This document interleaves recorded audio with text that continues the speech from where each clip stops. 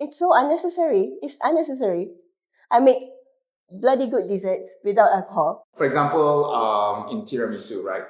There is some sort of alcohol involved. What do? Just use good coffee. Oh, so you don't even think of replacing the alcohol? No. Because we started off with cooking without alcohol. So all of our recipes are without alcohol. And we have gotten good results without any of those. So I'm not curious and not feel like missing out. Like, I'm missing out the marsala in my tiramisu. Why, hello there, food lovers, and welcome to The Hungry Immigrant. I'm your host, Abang Brian, a chef, food researcher, reality TV star, and a guy who believes that every dish tells a story. This is where we uncover the stories behind the flavors, the people shaping our culinary world, and the dishes that bring us all together. From hidden street stalls to Michelin-starred kitchens, we dive into tastes, traditions, and untold stories of food across borders. So grab a seat, bring your appetite, and let's feast on culture, one bite at a time. What do you get when a MasterChef winner, trained dentist, and quiet force of tradition builds a dessert empire from nostalgia and love? At Pastribella in Kuala Lumpur, Dr. Ezani Monoto invites us into her world, where 1980s chocolate cake recipes passed down from her late mother meet the everyday joys and tensions of faith, motherhood, and staying true in a world obsessed with reinvention. She doesn't do trends, she doesn't do frills, but what she does do? She lets flavor speak, culture shine, and simplicity take center stage. From kuih raya memories to sambal showdowns, this episode is a reminder that you don't need to change who you are to rise. If you ever felt like you had to bend your identity to chase success, this one's for you. So let's dig in. Alright, so we are back on another episode of The Hungry Immigrant with me, Abang Brian, and we have the pleasure today to be at the newly launched Pastribella, which is in Kuala Lumpur. I think the person who is with me today, I have known ever since I started my journey in the culinary world, in the entertainment world. We were the first people in the first ever season MasterChef. She won, I didn't. It was her fault that I didn't win. I truly am very happy for her that now she has her second outlet, first one in Cyberjaya. I believe she wants to let her food and her cake speak for themselves. Not too much icing, just really focus on good tasting, flavorful cakes. And so thank you very much, Dr. Ezani, for being with us. Thank you, Brian. Please don't call me Dr. Ezani. You don't call me Dr. Ezani. And yeah, we knew each other ever since the days of MasterChef. Yeah. Please count how many years ago that was. She's got 2 daughters now. Yes. She's gotten married in between. Yes. It was 2011, so... Oh my God. And I must say, I don't know whether my editor will be able to find footage of us back then. We look so different, actually. We look much better now, I think. we have glow up. We have flourished. Glow up. Besides being the winner of season 1, Yeah. right, MasterChef Malaysia, I know you graduated from Australia. Yes. You are a dentist by profession. But for those people who don't know who is Ezani Monoto, who is Ezani Monoto? People just started knowing me from MasterChef, really. Right. Because I did MasterChef and it was on TV. Okay. But when I entered MasterChef, my mindset was really naive. Like, I entered because I love cooking. And I loved MasterChef when it was launched in Australia. I was there as a student, so I was a hardcore fan. I just wanted to cook like how they cook in MasterChef. After I graduated, my friends told me, oh, MasterChef Malaysia opened up auditions. I jumped into it and yeah, I never thought of doing MasterChef as, glamorous or being on TV or being, known publicly, all those publicity things. I never thought of it that way. And you saw me in MasterChef, how I played the game. Like, I saw you in your most, the rawest form. The most, I would say, untainted by anything else. Yeah. So I just went in there and cooked the best I can every round until I survived till the end. And I did not have a game in there. Like, I just cooked. Yeah, and you still are. I think you still are that person. But in terms of people who don't know how you grew up, give us context of who is Ezani Monoto is. How do you grow up? What's your cultural heritage like? What's your background like? My dad's from Johor. My mom's from Negeri Sembilan. I was born in Johor, in Muar. So my parents were teachers. So me and my sister, my older sister, we grew up in Muar until I was 8, and then we moved to KL. My mom loves cooking. In those days in Muar, she loves going to cooking classes, and we actually make kuih raya and cakes, to sell during the festive seasons. Yes, and I helped a lot. So it's something that we are really used to helping out in the kitchen. So kuih raya is like the biscuits that we always serve during Eid. The Eid, which is the celebration after Ramadan. And it's a very cultural thing to Malaysia, actually, Very to much. have like biscuits on the table, different types of biscuits. And it's also a culture for Malaysians to buy a lot of this, right? I remember someone told me that she was a single mother and she actually put all her children, 5 children, to school by only selling cookies during Ramadan and Raya, the Eid, because it's such a big, huge business, right? It is. So you grew up with all of this. I grew up with all that. I also want to give some sort of context to people who are listening who are not from Malaysia. So Ezani Monoto, she said Monoto is very different, and it is very different because anyone who looks like her in Malaysia, she is of Malay background, Malay ethnic, or from the Malay race. And in Malaysia, when you're born Malay, you're born Muslim. I think you're a type of person who does not want to stand out too much. Maybe. You're very modest as a person, and also that is very in tune with your Muslim values as a good Muslim. She is one of the most good, truly good Muslim girls I know.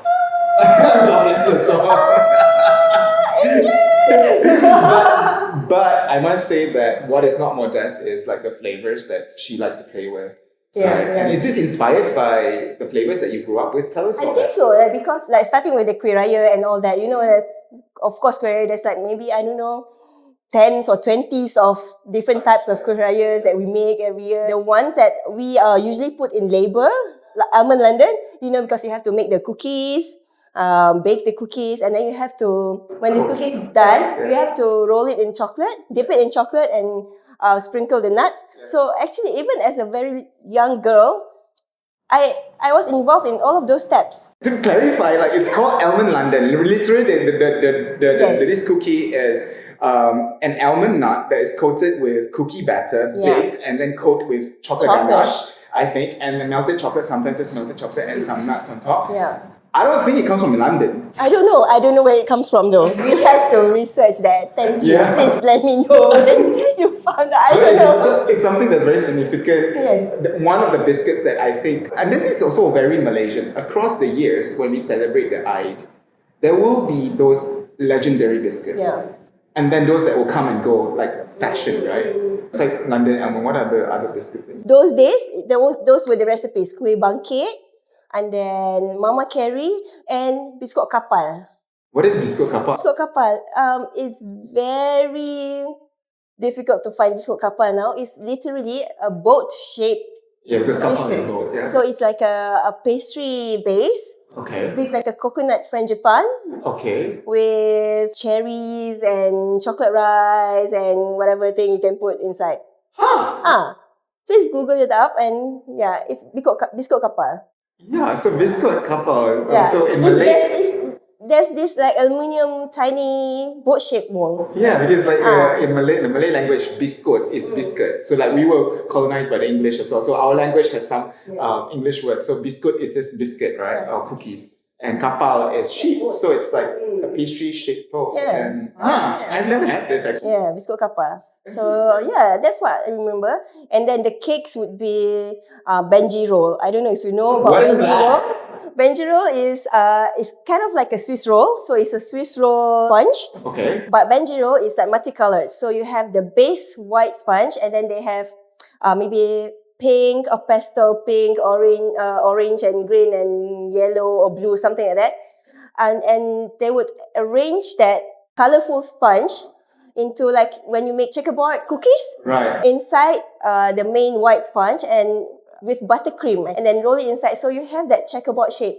So this is almost like a rainbow cake, but in a Swiss roll. In a Swiss roll, yeah. So these are for my late mom's, recipes, which I still can find them around the house, lying around. The type typewriter kind of thing. Oh, wow, recipes she typed it up. No, it's not like she typed it. I think she went to classes, and then they gave out those typewriter kind of copies of recipes, and then with handwritten notes. So there's lots of them lying around the house, like from like the 80s. What are the recipes that you have found, and did you incorporate any of those recipes in your list of stuff that you sell in your shop now? Some of the cakes they're not really exact recipes, but adaptation of the recipes. Like actually the fruit cake that we make, it comes from my mom's recipe. But it's a seasonal thing, so we make it during Raya. So it's a boiled fruits cake. So actually the fruits are boiled in butter and milk. And so they're very moist And these are dried fruits you're talking about, right? Yes, dried fruits, like I use cranberry and sultana and all that. I don't like the mixed fruits that they sell for the fruit cake, the one that has the orange rind and the cherry and stuff. So I always make my own mix. So what do you think is not nice about that mix? What is it that you don't like about the mix? I like the fruits to be plump and juicy, because those orange rinds and the cherry are a bit hard, I think, when it's baked down. And I think also when you buy, like what you're talking about is like this pre-mixed dried fruits, right? Yes. Which sometimes I don't know what they are. It's just because it's color. a lot of it's chopped up, so you don't really know what.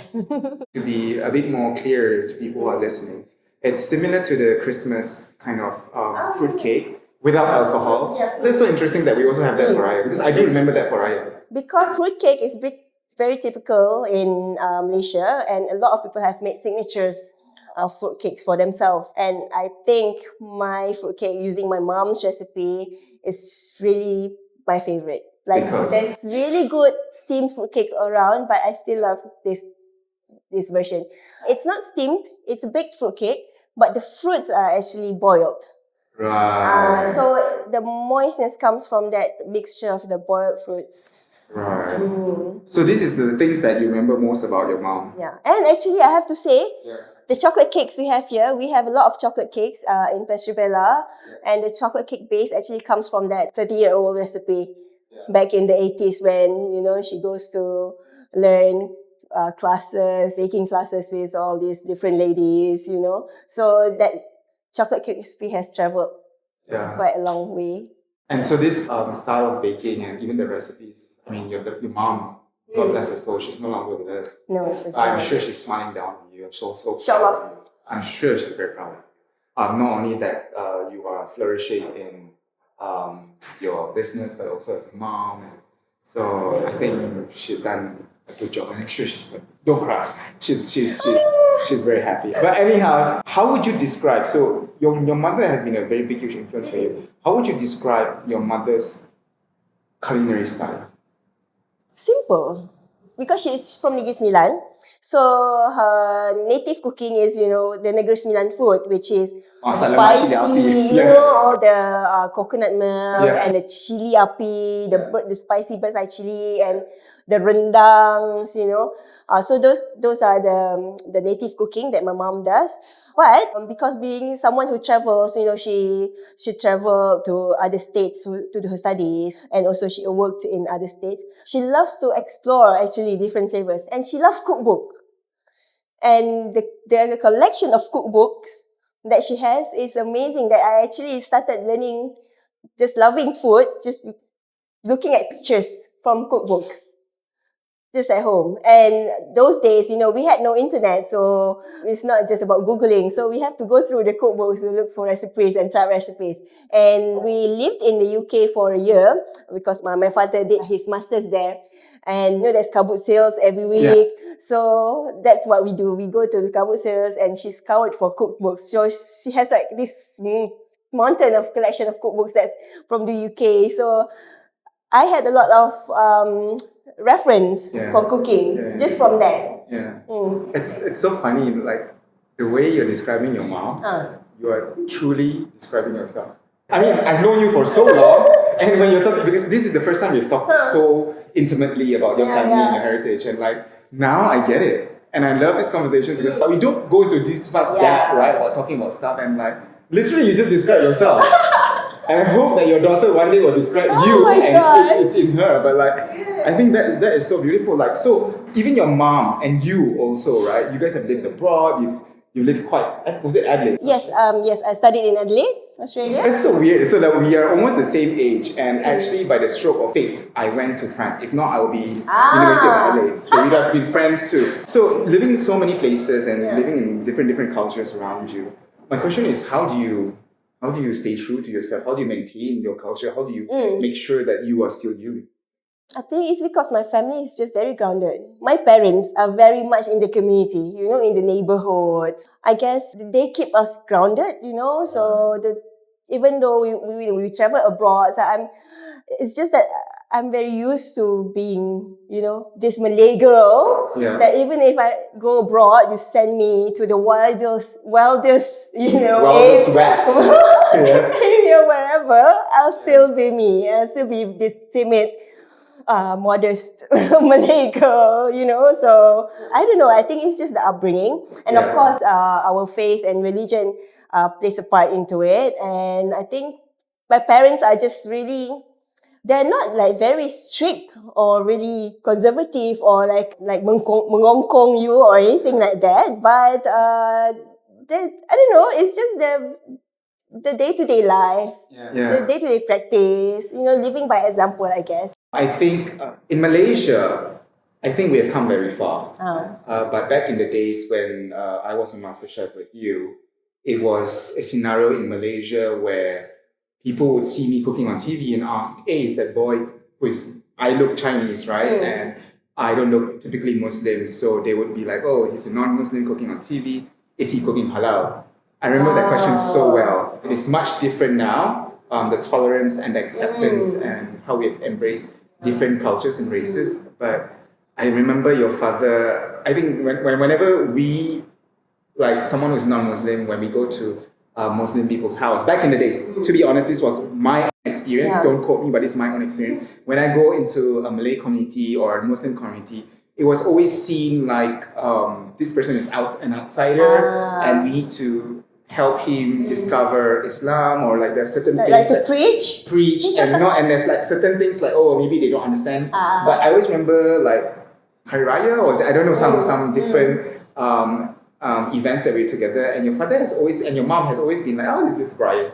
It's like nonchalant, like, oh, he's just one of us, and that's what I always felt about your father. There were events where there were prayers involved, and normal other Muslims, whenever there's prayers involved and I'm involved, because I'm not Muslim at that time, they would say, they would explain to me, but your father didn't. Your father was like, oh, he would know, and they just went to do their own thing. And I remember this about your father so much.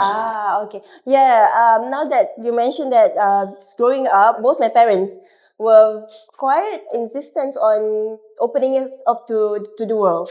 We grew up in Muar, which is like very, sleepy town in Johor. It's a small town, But what they did, the effort that they go through to expose us to the world is that they went into a program that actually takes exchange students from overseas. So we had a kakak angkat from New Zealand that stayed with us for a year in sleepy Muar town, so that we can speak English. We can learn to speak English better. New Zealand like foster sister. Yes, foster sister, my New Zealand sister. Until now, 30 years now, we are still very good family. We've visited them. They come back to Malaysia. They come to all our weddings. They've had their weddings in Malaysia. My parents hosted their wedding in Malaysia. So it's a really beautiful relationship that we have with our New Zealand family. And it started off just with our parents wanting us to be exposed to the world. So it started like that for us. Yeah, I think, because my father also studied abroad in the US.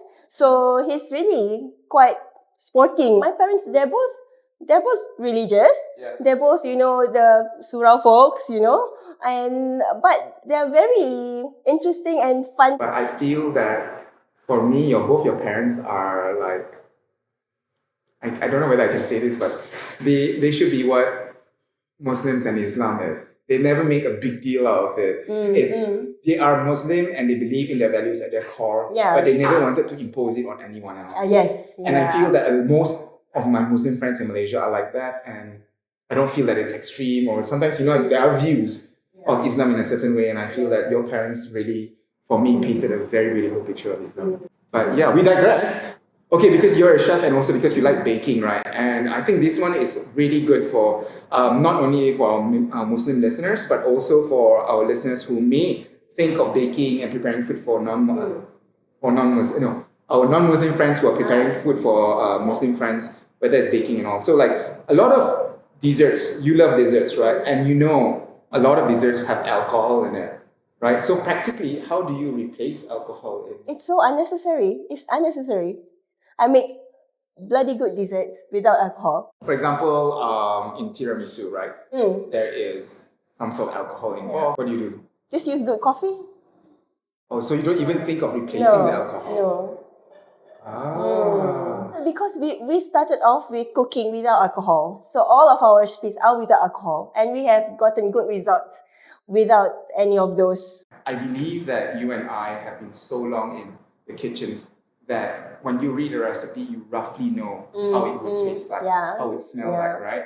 So if you were to read a recipe, say, even like the fruit cake, right? I'm sure you've read alcoholic recipes, right? Yeah.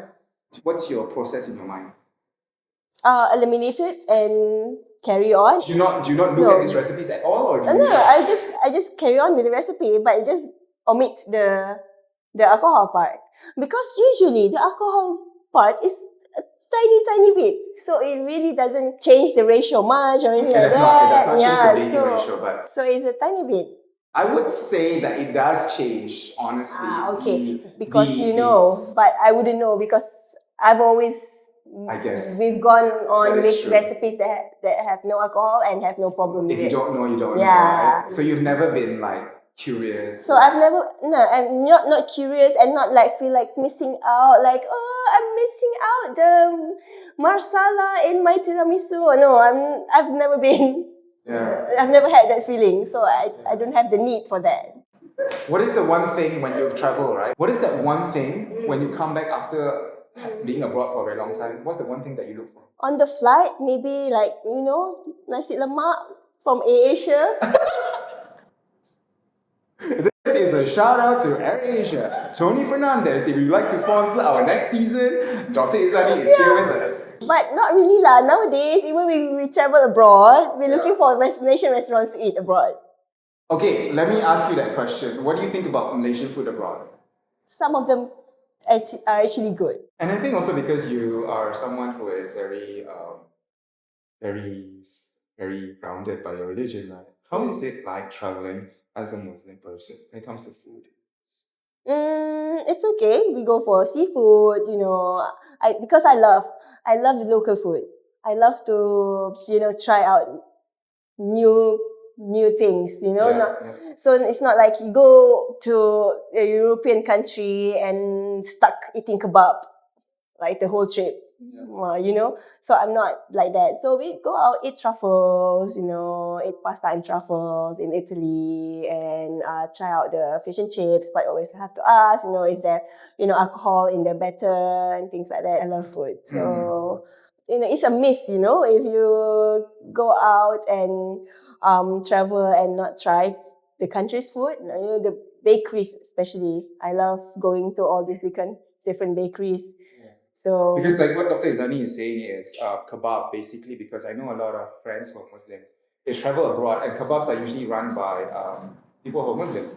Turkish people. Yes. So that's the only, they always like silo they always like think that they have to eat kebab, but actually what you're saying is like just embrace there are other things that you can eat. You might not be able to eat the meat. So describe to people who may not know the concept of halal, because like when you're telling people, right, eat seafood. Of course, these things it's your own preference. Right. And it's your own discretion, So nowadays there's a lot of halal guides. Just look it up online. I'm sure you can find good halal local food. Especially if you're in a city that's melting pot, like if you're in London or in Sydney and Melbourne, I'm sure there's no problem finding local halal food. Or nowadays there are vegan food that you can also try. So vegan food, there's no meat, there's no everything's vegetarian. So it's something that I'm happy to eat as well. Yeah, it's your own practice. But I think the way you're going about it, it's like you're trying to tell people like just open their minds. Yeah. And it's your own thing, if you want to go out and try food, go ahead, but it's at your own discretion. Go ask what's in the ingredients, if you're really strict about your, no mixing of the halal and non-halal cooking methods. That is and really thing. up to the person, right? That's up to the person, really. Yeah. So for me, I think this is just for fun, just to challenge you.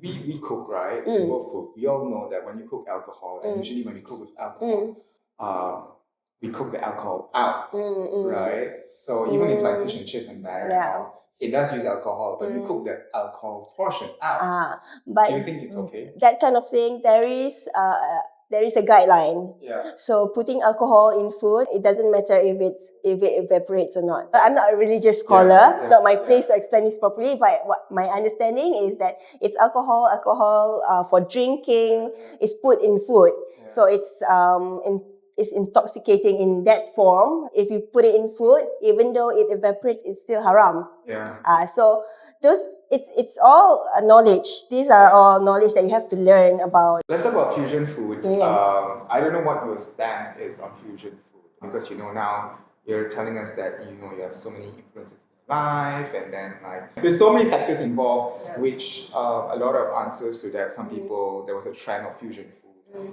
What is your opinion on fusion food? I love it. You're not against it. I'm fine with it. I love it. Because I love, like I said, I'm a food lover. So I love to eat everything.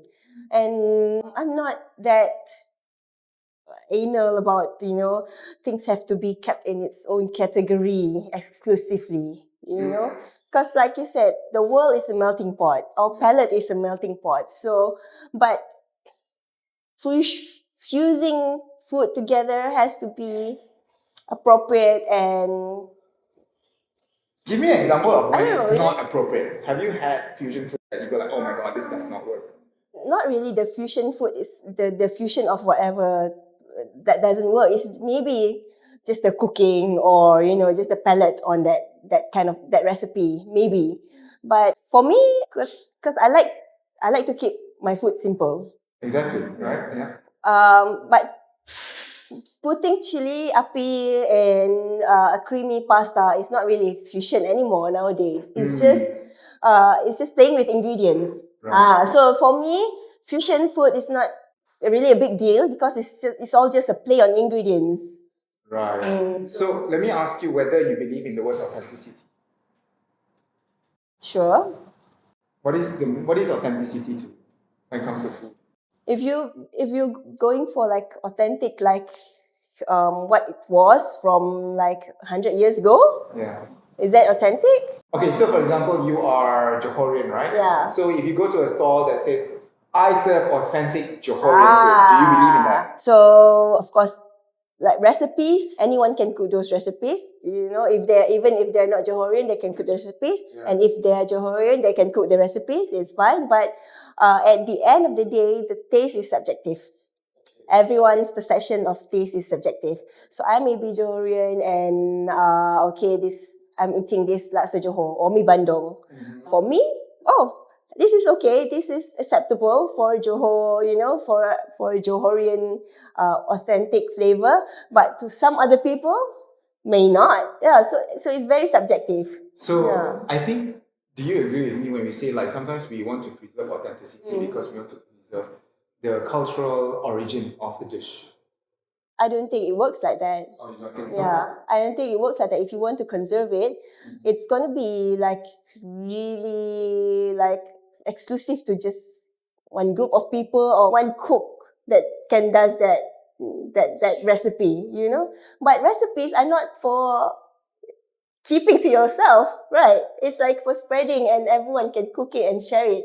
So to say if it's authentic or not authentic after someone else cooks it, it's a bit unfair. Of course, I run a cafe. It's all about, SOP and ingredients and everything. And everything goes back to cooking. The way you cook it, yeah. The individual cook's cooking. So I always tell my cooks it's all about your palate. You have to taste the food Of course, we have a recipe that you put in, how many teaspoons of this and that. But at the end of the day, it's your palate, how you appreciate the taste, and you want it to be good so that other people can taste it really nicely as well. It's So my really point about- in this, bringing out authenticity and discussing authenticity with you is because now in the world, we don't have fusion food anymore. The word fusion in the culinary world internationally was a big debacle and it was very controversial.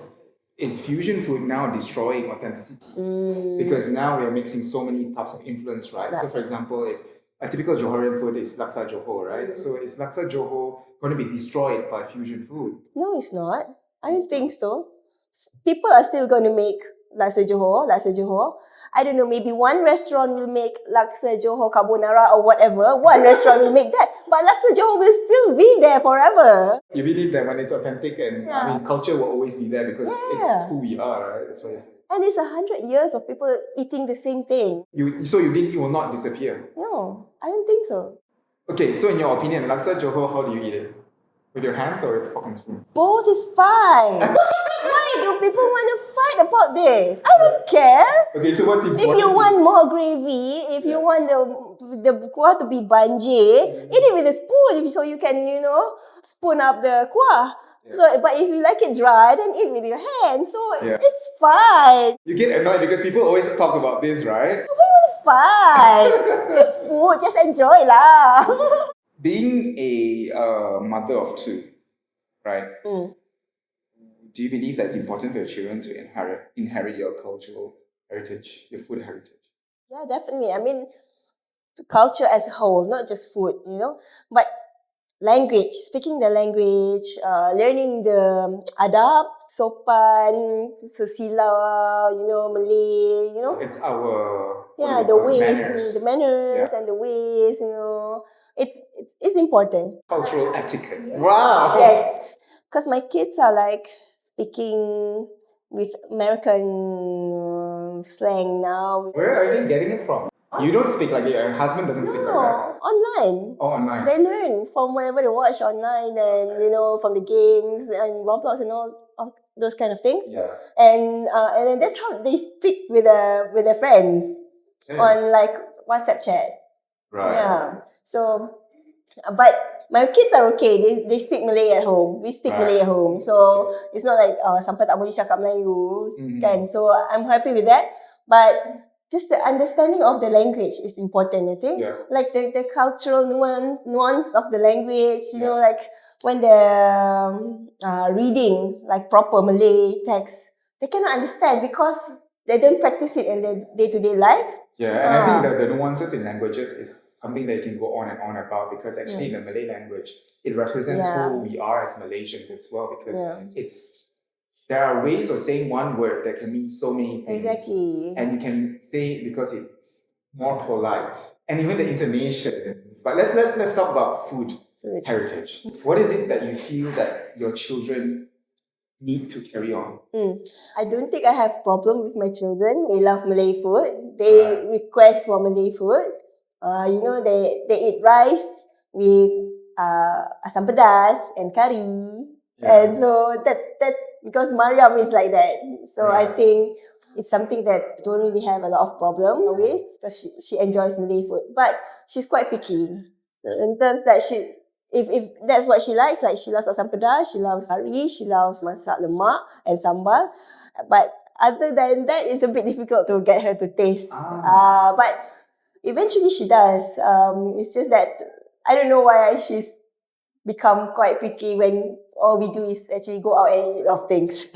Because like you yourself, you're quite adventurous, right? Yeah. How about your younger one? Is she showing signs that she's picky or is she open? She loves to try different kinds of food, but she has some different level of pickiness as well sometimes. Earlier on, you actually talked about your mother baking and you helping out in the kitchen. Is that what your children are doing as well?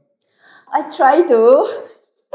I'm quite guilty that I don't get enough time and enough energy to actually bring them in the kitchen with me to actually formally nurture them in the kitchen.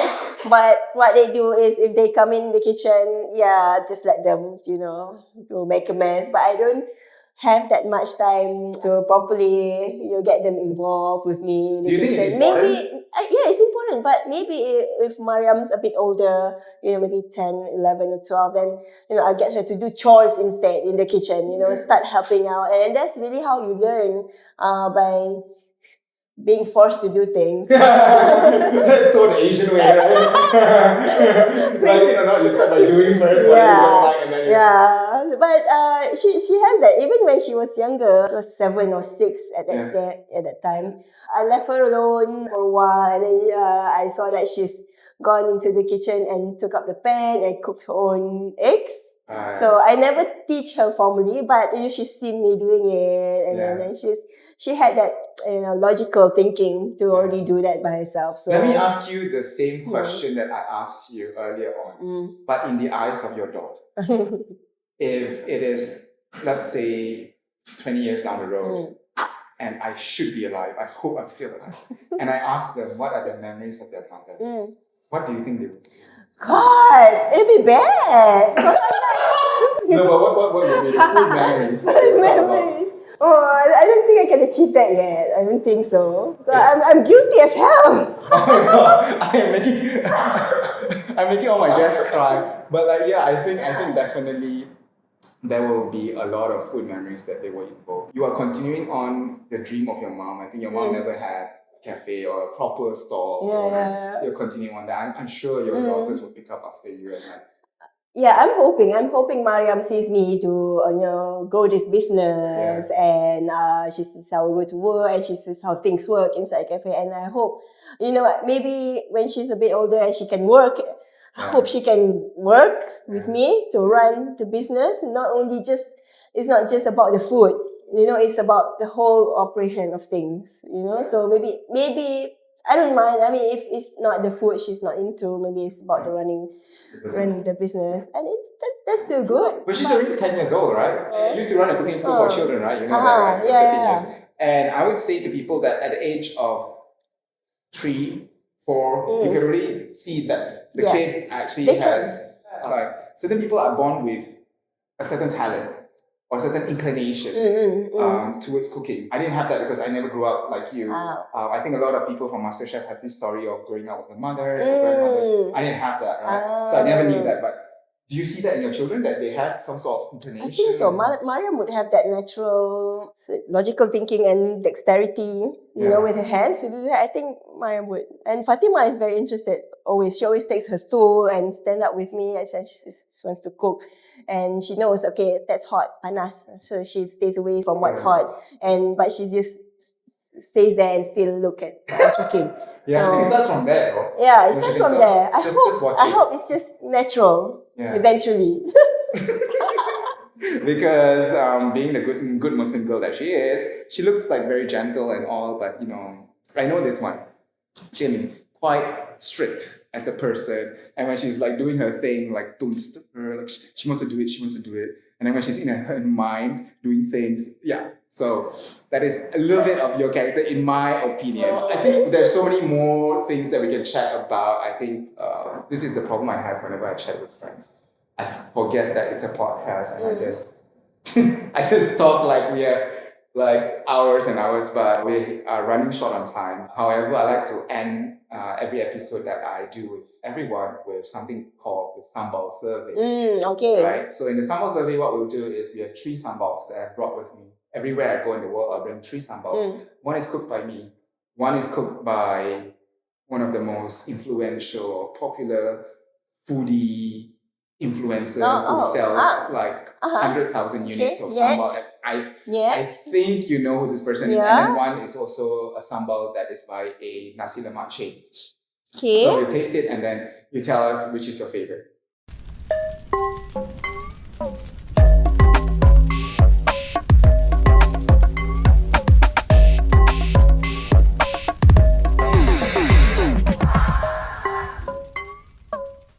To be fair, I'm going to blindfold myself so that I don't sway you in any way. And so let's taste the sambal. I serve one to you, one to me. Yeah, we taste the same one together and then you tell me. Wait, pedas kan? Why the chili like tak masak one? This is very spicy. The chili is not cooked.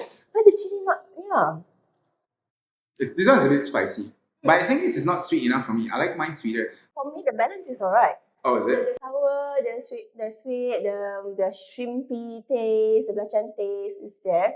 But the chili Needs more cooking? needs more cooking. Okay. Okay. I hope that's not mine. Well, there are certain episodes I actually chose someone else's sambal over mine.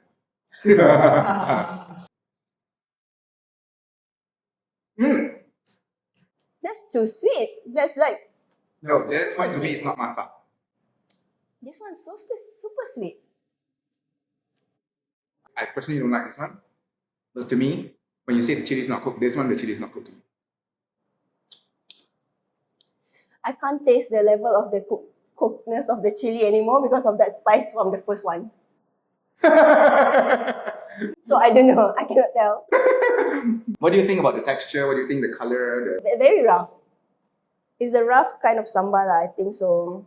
It's the more like balado sambal, right? Balado kind of sambal, not So the all these three are supposed to be sambal tumis. sambal tumis. Oh, okay. Yeah, it tastes like lado to me. It's balado style. Yeah. With the chunky bawang and chili. This is the last one. The last one. I like this one. I think it's mine. So for you, what do you taste now? It's a bit too sweet for my liking. It's for my personal preference. Sambal cannot be too sweet. Okay. So which one is your favorite? God, I can't tell. I don't know. It's all just sambal now. It's not just pedas. First, second, or third? Or none? Can I choose that? Meaning that none of the sambal is to your liking. Yeah, because I'm not much of a sweet and shrimp sambal kind of person. I'm more of a pure just chili and onion kind of sambal. Okay. So none of this. So Dr. Ezani, MasterChef winner, season 1, didn't like any of this sambal. So It's just preference, you know. So you didn't like any of this, not your type. Not But my if you were to type. choose one, Okay. which one? Yeah, that third one, but Less sweet. less sweet. Yeah. But Yeah. let the record show that she didn't like any of it, and she's the only guest the whole season who didn't like any of it. Yeah. So, anyways, we'd like to thank you very much for making the time with us, and I would like to say congratulations to you. Thank you. On your second outlet, which is in Malawati. All you have to do is Google Pastribella. They have 2 outlets, one in Cyberjaya, one in Malawati. Yes. Do you have any other things you would like to say? Maybe share your socials. What's up? What's next? Oh, well, thanks, Brian, for having me for this podcast, and congratulations on making this show, like Thank you. for letting people tell their stories about food. Yeah. And yeah, follow me on social media, Ezani Monoto, and also my business, Pastribella Bake Shop. That's it. That's it. Well, thank you very much for your time. And yeah, I would like to close with sending a prayer to your mom, who is watching Thank over you, you. and I'm sure she's very proud of you. And your dad. Yeah, thank you. So for those who have been listening to us, as usual, before I close the show, I would always advise everyone to keep their plates adventurous and their hearts open. This has been The Hungry Immigrant. My name is Abang. Terima kasih and thank you for joining us on another culinary journey. Just by tuning in, you're already helping us to keep our stories, our flavors, and our heritage alive. But the reality is, our culture is fast disappearing. And when we lose it, we lose a part of who we are. So if this episode resonated with you, I have just one small favor to ask. Hit that subscribe button and share this show. Talk about it with your friends, your family, or anyone who loves food, culture, and all the stories that bring us together. Let's keep these traditions alive, not just in history, but in our kitchens, our conversations, and our hearts. And don't forget to follow us on Instagram at Hungry Immigrant and my personal account at Abang Brian for behind-the-scene moments and extra bites from each episode. I'm Abang Brian, reminding you to always keep your plates adventurous and your hearts open.